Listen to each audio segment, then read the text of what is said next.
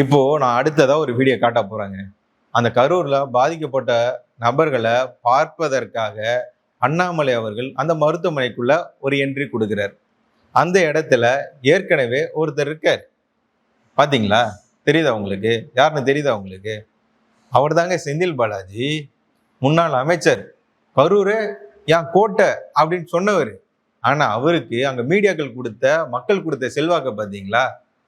செந்தில் பாலாஜி அவரு ஒரு ஓரமா நின்னுட்டு இருக்காரு. அவரெல்லாம் தள்ளி விட்டுட்டு எல்லாம் மக்கள்லாம் தள்ளி விடுறாங்க. ஏன் அப்படின்னு பார்த்தா அண்ணாமலை அவர்கள் வந்து என்ட்ரி குடுக்குறாரு.